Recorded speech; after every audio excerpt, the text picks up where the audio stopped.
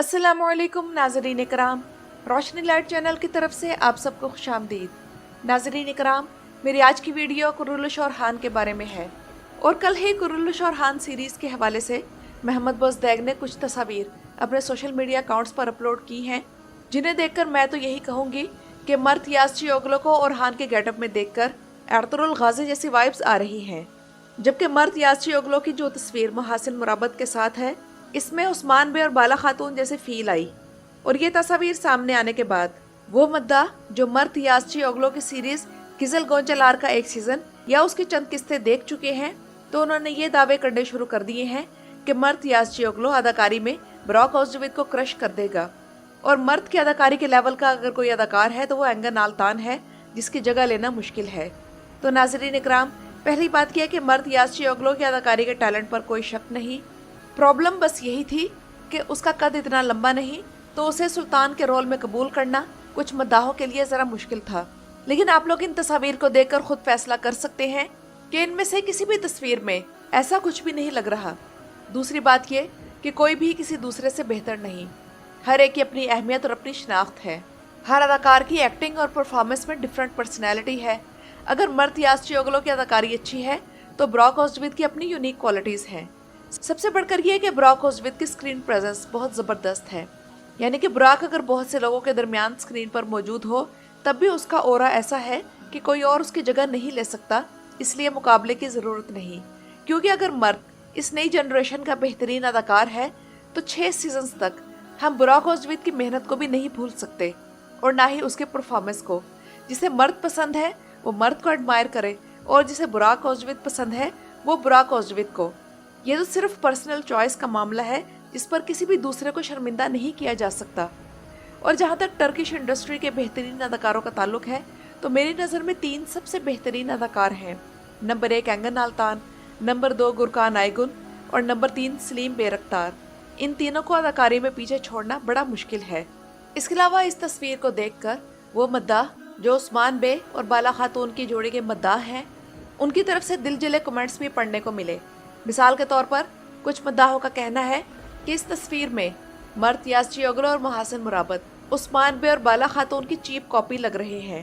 तो नाज़रीन इकराम, सबसे पहले तो दिरिलिश एर्तुगरुल ड्रामा आया था, जिसमें एर्तुगरुल गाज़ी और हलीमा सुल्तान मौजूद थे। उनके भी ऐसे ही सीन थे जिनमें वो कभी किसी सफ़र पर इकट्ठे रवाना होते थे या फिर आपस में घुड़सवारी का मुकाबला किया करते थे। तो फिर जब कुरुल्लुश उस्मान सीरीज रिलीज हुई, उसमें भी उस्मान बे और बाला खातून के ऐसे ही मनाजिर थे। और जिस तरह एर्तुगरुल गाज़ी और हलीमा खातून के ऐसे मनाजिर पसंद किए जाते रहे, तो इसी तरह मद्दाहों की तरफ से मोहम्मद बोज़दैग से यही डिमांड रहा करती थी कि वह उस्मान बे और बाला खातून के ऐसे सीन्स को ज़्यादा से ज़्यादा शामिल किया करे। और किसी भी अहम इवेंट पर, यानी कि जब कोई कला फतह किया जाता या किसी और खुशी के मौके पर, उस्मान बे और बाला खातून की घुड़सवारी का मुकाबला मोहम्मद बोज़दैग ज़रूर दिखाया करते थे।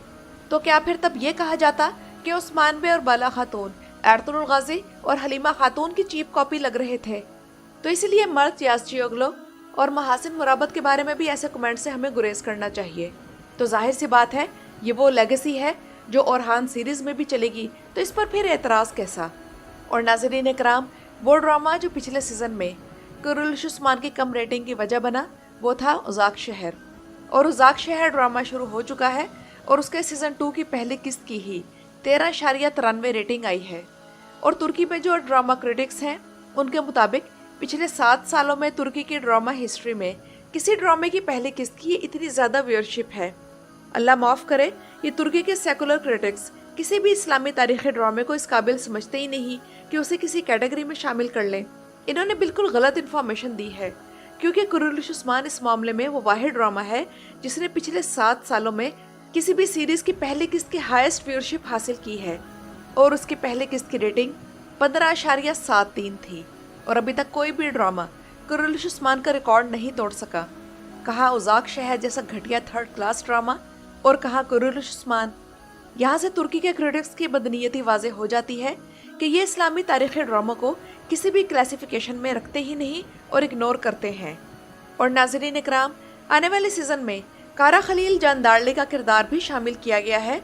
और बरसन आल्तुन ताश की खबर के मुताबिक कारा खलील जानदारली इस सीरीज़ में ओरहान की सबसे बड़ी सपोर्ट, मदद और उनके मेंटोर होंगे।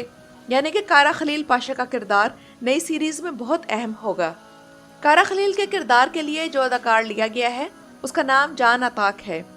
और नाज़रीन इकराम, कारा खलील ही सल्तनत उस्मानिया के दूसरे वज़ीर आज़म थे।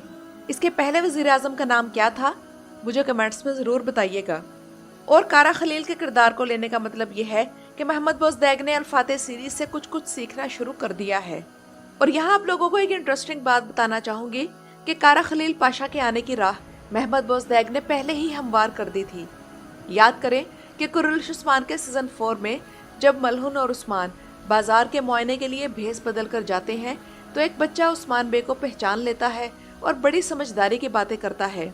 इतनी समझदारी की बातें कि उस्मान बे और मलहुन हैरान रह जाते हैं। कारा खलील के वालिद का नाम अली जान दारली होता है और उस्मान बे उनके घर पर आराम भी करते हैं और उनकी मेहमान नवाजी से भी लुत्फानंदोज होते हैं। तो उस किस्त का रिव्यू जब मैंने किया था तभी मैंने बता दिया था कि ये कारा खलील वही सल्तनत उस्मानिया का दूसरा वज़ीर आज़म है और लगता है कि मोहम्मद बोज़दैग इस किरदार को कभी ना कभी इस सीरीज़ में लाएंगे। तो नाज़रीन इकराम, कारा खलील औरहान बे के साथी थे और सल्तनत के इब्तदाई दौर में इसके सबसे अहम कामों में औरहान गाजी का हाथ बटाया करते थे। और नाज़रीन इकराम, औज़ के तोरर यानी बाला खातून की तरफ से बिल्कुल खामोशी है और मेरा ख्याल ये है कि अगर औज़ के तोरर इस सीज़न में किसी नई सीरीज़ में काम नहीं करती तो ये उसके करियर की सबसे बड़ी गलती होगी और यही समझा जाएगा कि ये मोहम्मद बोज़दैग और बुराक ओज़जवित ही थे जिनकी वजह से औज़ के तोरर इतने साल इस सीरीज़ में मौजूद रही। और अब कुरुल्लुश उस्मान ख़त्म होने के बाद उसकी शोहरत में अगर वक्फा आ गया और वो किसी अच्छे मौके को ज़ाया कर देती है तो समझे कि औज़ के तोरर की 50% फेम और फ़ैन फॉलोइंग किसी और तरफ स्विच हो जाएगी। और अगर ऐसा हुआ तो प्रोड्यूसर भी उसे नज़रअंदाज करेंगे और वक्त गुजरने के बाद फिर उसके पास सिर्फ आम से किरदार ही रह जाएंगे। तो उसके तोरर को ऐसा मौका ही नहीं आने देना चाहिए। और जाहिर है कि मेरी इस बात पर ओज़के के फैंस यही कहेंगे कि उसने मुसलसल 6 साल एक सीरीज़ में लगाए हैं और काम किया है तो उसे आराम का मौका मिलना चाहिए। तो मेरा ख्याल है कि आराम के लिए ये चंद माह काफ़ी हैं। बेशक फाइनल फैसला तो ओज़के तोरर ही करेगी कि उसे क्या करना चाहिए, कि वो ब्रेक लेगी या फिर कोई नया ड्रामा साइन करेगी। लेकिन दूसरी तरफ ये भी हकीकत है कि आंख ओझल और पहाड़ ओझल।